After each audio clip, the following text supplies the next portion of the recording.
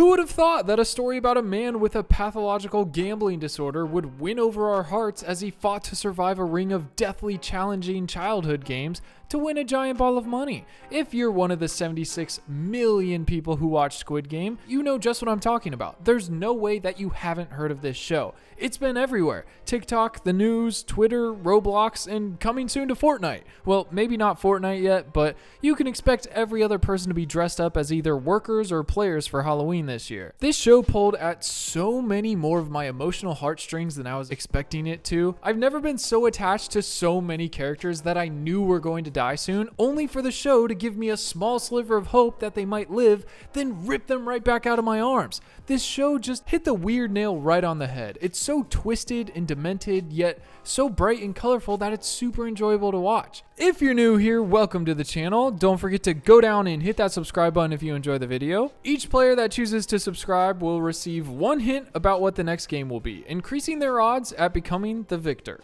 A what?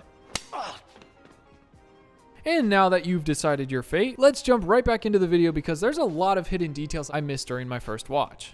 This character had no right to be so annoying, and this character had no right being so wholesome.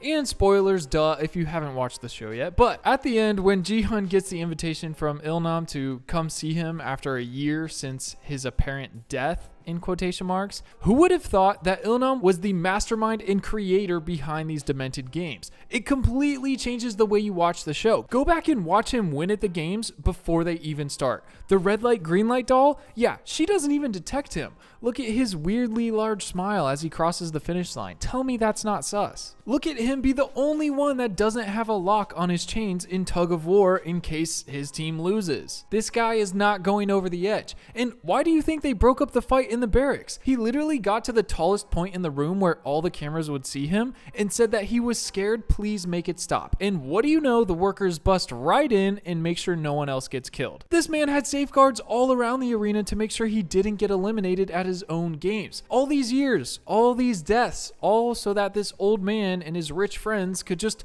feel something. They had so much money, they were suffering from success. Could you imagine? Now, one of the first and biggest things still in question is who are the guards of the game? Where do they come from? Are they being held here against their will? And were they all once players in the games themselves? If we rewind to the first episode, when we see Gi-hun talking to the man in the suit at the train station, one of the very first things he asks him after he agrees to play the game with him is, which color do you want to play as? So which color do you want to play as? What if instead of choosing the color blue he picked, what if he chose the red? Would he then be in the red jumpsuit instead of the blue? Would he become one of the workers in the games instead? This could be true, or it could have no correlation whatsoever. It would be a little odd if 80% of the people picked blue. It doesn't seem like there's 500 workers when there was 456 contestants. Also, what is keeping the guards at the games? They each have different markings on their masks, circle, square, and triangle to help distinguish them in their roles. You've got the guards / soldiers who enforce the rules, the workers who transport bodies and set up the games, and then the managers who oversee the workers and soldiers. There's no telling how it's determined who gets what job, or even further, what forces them to keep doing their job. Are they getting paid? If so, they're not getting paid very well since half of them are in on this selling the organs from the dead contestants on the black market scheme to make more money. But I feel like they have to be on the payroll working for the VIPs to stay in the game doing what they do. But what about the front man? We learn later on in the show that the front man is actually Hwang In-ho, Jun-ho, the police detective's missing brother. Apparently, In-ho won the Squid Games in 2015 and since has come back to work for the old man and help him run the games himself. But why? Why didn't he take his 47 billion won and go travel the world? Did he feel the way that Gi-hun felt and had trouble spending any of his money because he won it at the blood of others? What made him ever want to come back? Maybe it was similar to Gi-hun at the end of the season and he was coming back to stop the games until the old man reasoned with him and showed him his point of view. As we can see, the more the games go on, the more you're exposed to them, the more corrupt everyone becomes. The fight to survive eventually overruns each contestant's morality to the point of betraying any bit of character they had in the first place. I love that with Jun-ho, we got a behind the scenes look at the workers and saw them scrounging to make extra money on the side and leveling with the contestants to work together with them to stay alive. I'm curious if Gi-hun dyeing his hair red at the end of the season is foreshadowing him returning to the games and eventually coming to work for them. Is he going to return into a place of higher higher power? Is he going to take over the frontman spot eventually? We don't know. I was expecting them to take a Hunger Games approach where they'd eventually try to overthrow the dystopian organization that runs the games. I really doubt that just because the old man died that the games are going to stop. There's so much money and so many investors in on it. Even though there was a hiccup with the last games, I'm sure they're just going to push through and keep having them each year. But now that the old man is gone, who's running it? Does the front man move up and take his place? Maybe Gi-hun will be forced to participate in the games again and have to fight it from the inside. I just hope they don't rush the script for the second season. The director had been working on the script for this show since 2008, and just because it got crazy popular and there's going to be a lot of demand for season 2, I really don't want them rushing it and ruining a great show. And I know some people would say they could see it coming from a mile away, but personally, the biggest twist for me was not that the old man was the creator of the games, but that the front man was Junho's brother. I don't know why, but I just wasn't expecting it. It came out of left field, and I was hoping that he would get some backup and maybe rush in and overthrow the games after they ended. But it just took a hard turn with a harsh spoonful of reality to the chest. And just like the death of the old man was faked after the game of marbles, I'm really hoping that the death of Junho was open-ended and he can return in season 2. Even the first unmasked worker we saw looked like he was on drugs and just not fazed at all by the imminent threat of death. It doesn't seem like it in some scenes, the ones that are running the black market sales, but you never know. Maybe all the people that picked red were gassed and forced to obey orders. Really hoping we get a better look at this in season 2, which, by the way, yes, they have to be doing a season 2. There's no way they wouldn't. This show is literally on track to be the #1 Netflix show of all time. That's insane. Let's just hope that the English dub sounds a lot better next time and is closer to what they're actually saying in Korean. I don't believe in Jesus.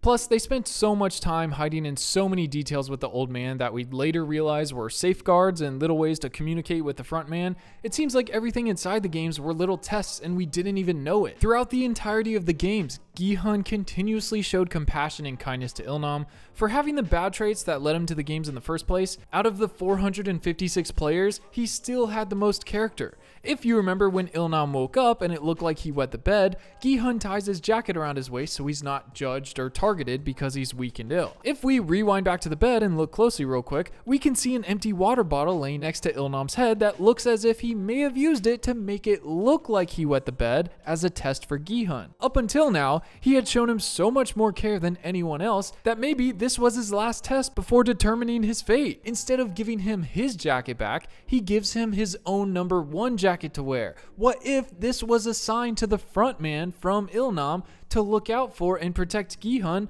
once he's out of the picture? Gi-hun just got a protection spell and didn't even know it. Because the next game up is marbles, which Il-nam could have easily annihilated Gi-hun at and probably should have won too if it weren't for Gi-hun passing his test. When he hit him with that line about tricking his friend, I stopped dead in my tracks. It hurt so much to watch, but even more so knowing that he knew what he was doing, tricking him. That's what you did this whole time. Does tricking your friend like that make sense to you? Maybe this was the last test, but he still showed him mercy since he showed so much kindness on all the previous tests. Maybe that's why he gave him the #1 jacket that the front man and the guards knew to look out for. Because the guards also knew not to shoot Il-nam. They were in on it. They knew that he wasn't to be shot or killed in any of the games. When he lost the game of marbles, a gunshot rang out. They made it seem like he died even though they weren't allowed to shoot him. I think Gi-hun passed enough of his tests to prove that he was worthy of winning the games. There was just so many different aspects of this show that made it so enjoyable. From the organ operation going on behind the scenes, to the girls crawling through the vents in the bathroom, to the bullies starting fights and learning that they can earn more money directly correlated to how many players are dead, to Junho sneaking into the facility and posing as one of the soldiers to infiltrate the games and figure out what's going on. And then you get to the end and they have this huge twist that the old man was the Squid Game president all along and he was just playing the games to feel something. And then you get to rewatch the whole show with a Fight Club spin on it. And you know what? I noticed something else that I couldn't help but two and two together and wonder, just what if, you know? What if Gi-hun and Il-nam are related? Now, just hear me out. If you couldn't tell, Il-nam is just as much of a gambler as Gi-hun. He was literally on his deathbed and still trying to make a bet about the homeless guy on the street. What will you bet on it? He went on to say that he had so much money that nothing was fun anymore. Gambling was something he couldn't control. It was just chances. It was luck. It was something that was somewhat entertaining to him still. Just what if Ilnam is Gi-hun's father and left him and his mother when he was super young to go work and grow his business and get lost gambling? Gi-hun grew up to be just like him. Uncontrollable problems with gambling to the point of going broke and not being able to pay for the necessities in life. Like father, like son, except Gi-hun has awful luck. And if you remember, the entirety of the games were made by the old man, and he participated in them to be able to experience the fun he had when he was a child. All of the game sets were made for him. So it makes sense when he said he recognized the neighborhood that they played marbles in. It was super familiar to the point of him tracking down and finding where his house used to be. When they first started the game, Gi-hun also realizes how familiar the neighborhood is. Just maybe, him and his mother moved away when he was super young, so he only vaguely remembers it. And do you remember the milk? Gi-hun asked for chocolate milk because his stomach gets upset when he has normal milk. Hey, is there any chocolate milk? I can't drink the normal kind. And Ilnam commented on it as if he spanked his own little son for having the same problem. My goodness. As a kid, I'm willing to bet you got spanked a lot.